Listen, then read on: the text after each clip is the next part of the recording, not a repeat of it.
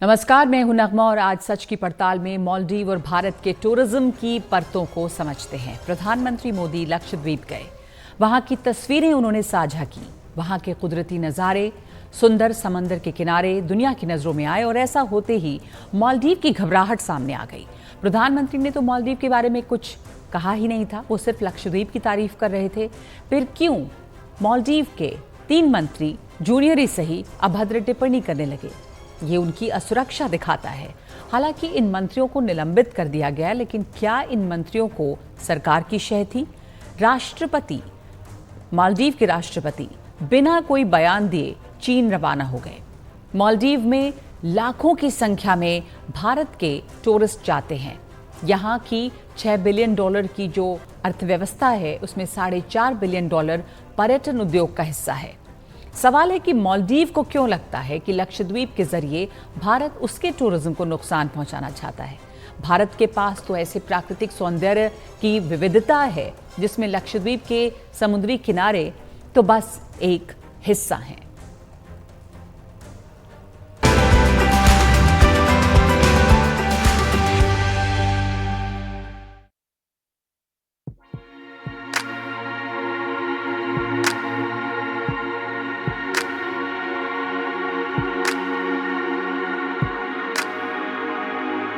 समुंदर की लहरों से अटखेलियां करता हिंदुस्तान का एक ऐसा हिस्सा जिसकी कुदरती खूबसूरती इन दिनों सबसे ज्यादा सुर्खियों में है।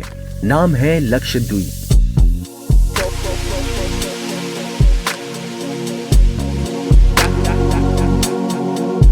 यहां प्रधानमंत्री नरेंद्र मोदी का पहुंचना और फिर एक टूरिस्ट प्लेस के रूप में इसकी संभावनाओं का दरवाजा खोलना मालदीव्स को अखर गया। भारत के सारे एहसानों को भूलकर वहां के 3 मंत्री प्रधानमंत्री नरेंद्र मोदी पर जब आपत्तिजनक टिप्पणी करने लगे तो भारत से तीखी प्रतिक्रिया व्यक्त हुई। अचानक सोशल मीडिया पर मालदीव के बहिष्कार वाली बातें छा गई। ईज माई ट्रिप ने तो मालदीव की सारी बुकिंग ही कैंसिल कर दी। मालदीव जिस पे 30% जो कि 30% डिपेंडेंट है, 30% of their GDP is dependent on tourism, और जिसका बहुत बड़ा पोर्शन भारत से आता है, उनके 3 मिनिस्टर्स ने गलत बोला, अपशब्द यूज किए, हमारे प्रधानमंत्री के बारे में बोला। हमने अपनी वेबसाइट से तो मालदीव्स की फर्दर बुकिंग बंद कर दी है, चाहे होटल हो, चाहे हॉलीडेज हो, चाहे फ्लाइट्स हो। करीब 1200 छोटे बड़े द्वीपों से मिलकर बने मालदीव में टूरिज्म का जरिया सिर्फ समंदर ही है, लेकिन मालदीव को चलाने वाले भूल जाते हैं कि भारत के पास तो कुदरत का दिया सब कुछ है। मालदीव की तरह ही 40-50 छोटे बड़े द्वीपों को खुद में समेटा हुआ लक्षद्वीप है। जहां की कुदरती शोभा को प्रधानमंत्री मोदी ने दिखाया तो मालदीव के हुक्मरान जल भुन गए। सागर की लहरों की ही बातें करें तो भारत में बंगाल की खाड़ी में समंदर का वो किनारा भी है जहां सुबह के वक्त खड़े हो तो लगेगा कि सूरज यही समुंदर के अंदर से निकल रहा है। पूरब में बंगाल की खाड़ी है तो पश्चिम में अरब सागर, और इन दोनों का मिलन स्थल हिंदुस्तान के कन्याकुमारी में है, जहां दोनों समुद्र की लहरें एक दूसरे में एकाकार होती हैं। चेन्नई के मरीना बीच से लेकर गोवा में एक से बढ़कर एक समुद्री टूरिस्ट डेस्टिनेशन सैलानियों को अनायास अपनी ओर खींचते हैं। हिंदुस्तान के कदमों को समंदर पखारता है तो इसके माथे पर दुनिया का सबसे बड़ा पर्वत हिमालय किसी राजमुकुट की तरह सजता है। उस हिमालय की गोद में कदम कदम पर पर्यटकों को लुभाने वाली जगह है। उस कश्मीर में एक से बढ़कर एक टूरिस्ट डेस्टिनेशन है जिसके बारे में कभी मुगल शहंशाह जहांगीर ने कहा था कि अगर फिरदौस बार रूए जमी अस्त, हमी अस्तो, हमी अस्तो, हमी अस्त, जिसका मतलब है कि इस धरती पर अगर कहीं स्वर्ग है तो यही है, यही है, यही है। उस जम्मू और कश्मीर की राजधानी श्रीनगर के डल झील का नजारा ऐसा है मानो धरती पर जन्नत अपनी सारी इनायतें बिखेर देने के लिए उतरी हो।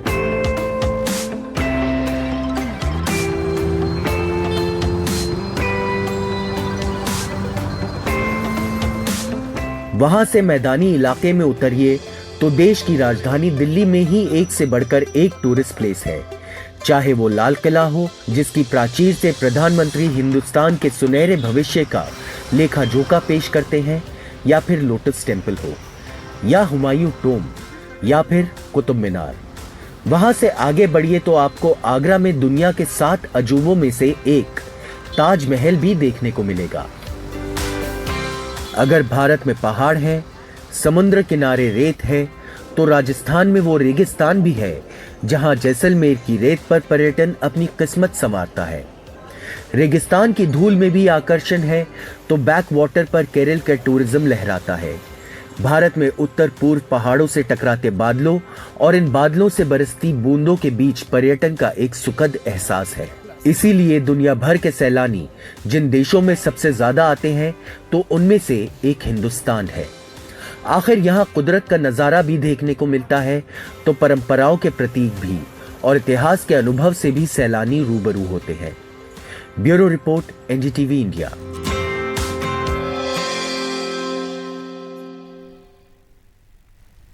तो मालदीव की तुलना भारत से करना सही ही नहीं है। जिस टूरिज्म के दम पर मालदीव की रोजी रोटी चलती है, उस टूरिज्म में मालदीव के पास सिर्फ समंदर है, जबकि भारत के पास बर्फ, पहाड़, नदियां, समंदर, सब कुछ। और टूरिज्म से कमाई की बात करें तो आप यही कहेंगे कि कहाँ मालदीव, कहाँ भारत।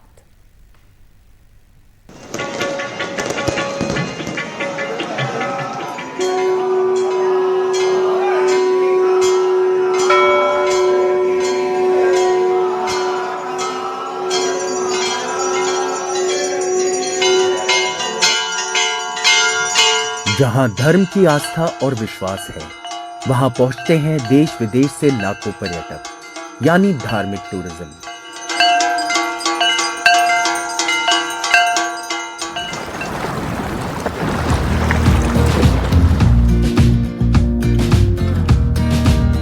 जहां कुदरत ने अपनी खूबसूरती को धरती पर फैला रखा है, वो पहाड़ों, नदियों और समुद्र के शानदार नजारों वाली जगहों पर भी पहुंचते हैं लाखों पर्यटक, यानी नेचर टूरिज्म। जिन स्थानों पर हजारों हजार साल का इतिहास समाया है, वहां अतीत के बिखरे पन्नों से बहुत कुछ समेट लेने के लिए पहुंचते हैं पर्यटक, यानी हिस्टोरिकल टूरिज्म। हिंदुस्तान के प्राकृतिक, धार्मिक और ऐतिहासिक सौंदर्य को देखने के लिए आने वाले पर्यटक यहाँ इलाज के लिए भी आते हैं। भारत में बेहतर और सस्ता इलाज पर्यटकों को मेडिकल टूरिज्म के लिए यहाँ खींच लाता है। तभी तो 2022 में करीब 14 लाख विदेशी मेडिकल टूरिज्म के लिए भारत आए। देखिए, इस टाइम पे भारत में हर जगह से पेशेंट्स आ रहे हैं मेडिकल टूरिज्म के लिए, और उसका रीजन ये है कि यहाँ पर हर किस्म की सहूलियत मौजूद है जो कि उनकी अपनी कंट्रीज में नहीं है, और ओवरऑल जो खर्चा है वो भी यहाँ कम है। मेडिकल टूरिज्म की ही बात करें तो भारत टॉप 10 मेडिकल टूरिज्म वाले देशों में आता है। ओपन हार्ट सर्जरी भारत के अच्छे अस्पतालों में 4 लाख रुपए में हो जाता है, जबकि थाईलैंड में यही सर्जरी 15 लाख रुपए में होती है, जबकि अमेरिका में इसका खर्च 80 लाख रुपए तक जाता है। भारत में 2017 से 2020 के बीच सबसे ज्यादा मेडिकल टूरिस्ट बांग्लादेश से आए। जिस मालदीव को मिर्ची लगी है, वहां से आने वाले मेडिकल टूरिस्ट दूसरे नंबर पर हैं।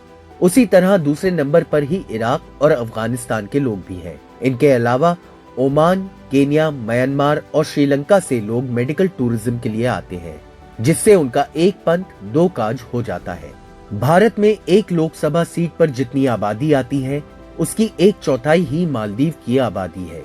मालदीव की आबादी करीब 5 लाख है। 2022 में टूरिज्म से मालदीव को $3 बिलियन की कमाई हुई।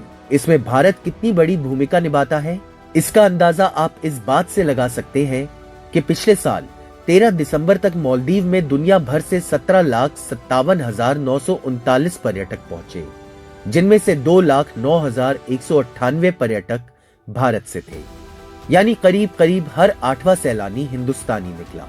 फिर भी मालदीव के मंत्रियों की हिमाकत देखिए कि वो भारत को ही आंखें दिखाने लगे, लेकिन भारत अपने पर्यटन उद्योग को बढ़ाने में जुटा है। भारत में इतने विभिन्न स्थल हैं, तो आप चाहे पहाड़ों को चुने, चाहे समुद्र के किनारों को चुने, चाहे वन क्षेत्रों को चुने या फिर बेहतरीन होटलों को चुने, आपके पास जब भारत में ये सब व्यवस्थाएं हैं तो उसका आनंद लें और भारत को आत्मनिर्भर राष्ट्र बनाने में मदद करें। अगर भारत में टूरिज्म से होने वाली कमाई को देखें तो 2015 में 201 बिलियन डॉलर की कमाई हुई, 2016 में 220 बिलियन डॉलर, 2017 में 232 बिलियन डॉलर, 2018 में 247 बिलियन डॉलर और 2019 में 191 बिलियन डॉलर की कमाई हुई।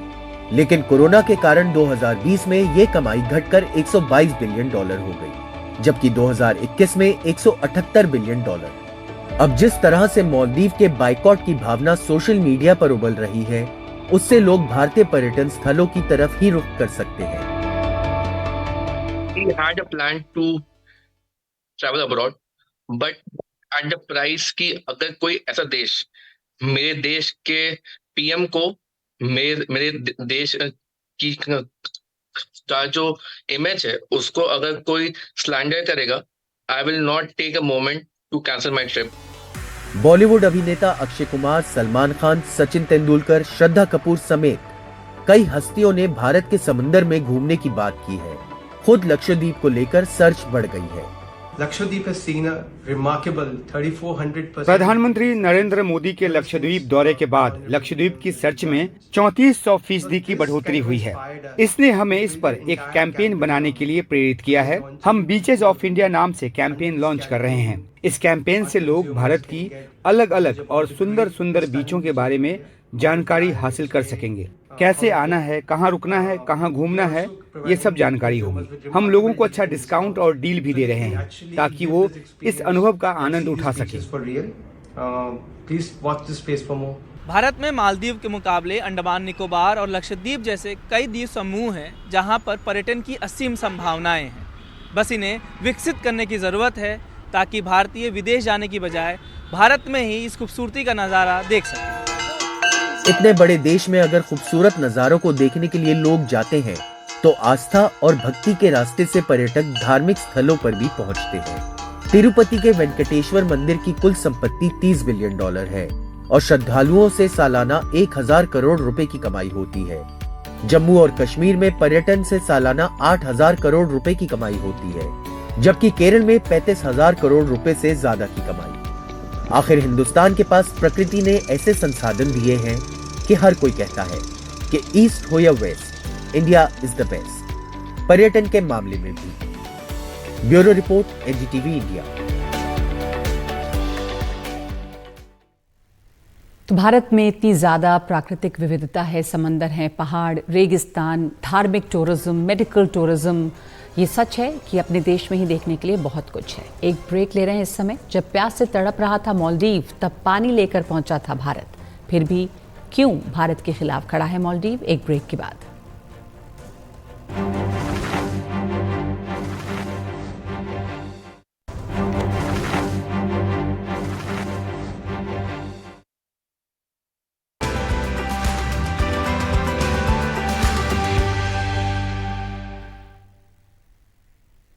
भारत ने मालदीव को एक स्वतंत्र राष्ट्र के रूप में सबसे पहले मान्यता दी और वहां पर भारत का मिशन भी सबसे पहले खुला, जहां तख्ता पलट से बचाने वाला भारत रहा हो, प्यास से मालदीव की प्यास बुझाने वाला भारत रहा हो और आर्थिक मदद देने वाला भारत रहा हो। उस भारत के खिलाफ मौजूदा सरकार इंडिया आउट का नारा देकर चुनाव जीती। मालदीव और भारत के लिए एक दूसरे का सहयोग कितना जरूरी है, देखिए इस रिपोर्ट में।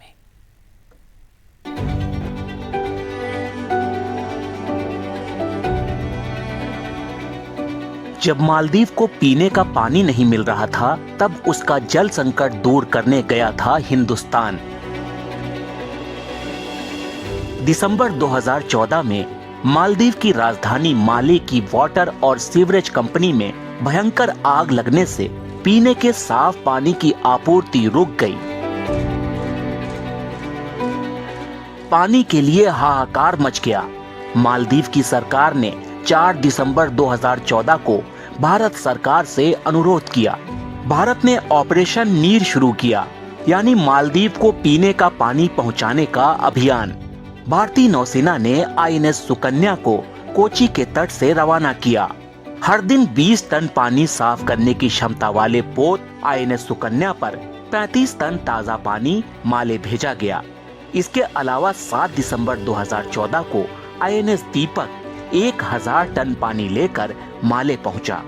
इस बीच भारतीय वायुसेना के C-17 ग्लोब मास्टर 3 और IL-76 जैसे हवाई जहाजों में पानी भरकर सैकड़ों टन पानी माले पहुंचाया गया। उससे पहले जब 1988 में अब्दुल्ला लुत्फी के तख्ता पलट में श्रीलंका का आतंकवादी संगठन LTTE लगा हुआ था, तब भारत ने मालदीव की सरकार को बचाया था। 2018 में जब वहां सोलीह की सरकार बनी तो शपथ ग्रहण समारोह में PM मोदी खुद पहुंचे थे। साथ ही मालदीव को भारत ने 1.4 अरब डॉलर की आर्थिक मदद की थी। इन सब से बहुत पहले चलिए तो 1965 में मालदीव को एक स्वतंत्र राष्ट्र के रूप में मान्यता देने वाले देशों में भारत सबसे ऊपर था। लेकिन मोहम्मद मोइज़ू की सरकार बनी तो वो इंडिया आउट का नारा उछालने लगे। जबकि आलम यह है कि आज भी सबसे ज्यादा पर्यटक भी भारत से ही जाते हैं। 2021 में 2,91,787 भारतीय सैलानी पहुंचे थे।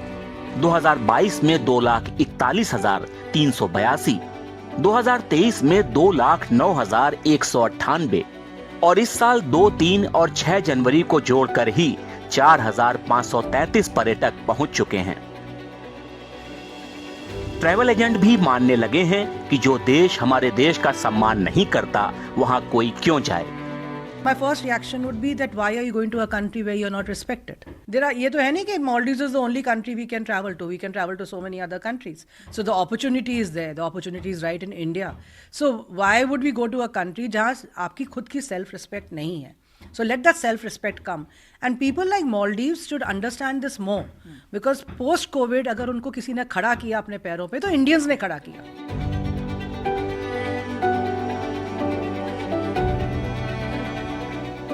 एक आंकड़े के मुताबिक मालदीव में करीब 30,000 भारतीय रहते हैं। इनमें से 22,000 तो सिर्फ माले में रहते हैं। इनमें नर्स, टीचर, डॉक्टर से लेकर अकाउंटेंट, इंजीनियर और मैनेजर्स तक के पेशे में हैं। एक बड़ी तादाद भारतीय कामगारों की भी है जो स्किल्ड और नॉन स्किल्ड दोनों हैं। इनमें तकनीशियन, टेलर्स, प्लम्बर और दूसरे मजदूरी करने वाले शामिल हैं। कुछ टूरिज्म के बिजनेस में भी हैं। मौजूदा राष्ट्रपति मोइज़ू बेशक चीन से नजदीकी दिखा रहे हों, लेकिन वे मालदीव को भौगोलिक तौर पर चीन के नजदीक नहीं ले जा सकते। खास तौर पर विपदा के समय भारत ही मालदीव के लोगों की मदद के लिए सबसे पहले आता है। NDTV इंडिया के लिए उमाशंकर सिंह के साथ अश्विनी कुमार सिंह की रिपोर्ट।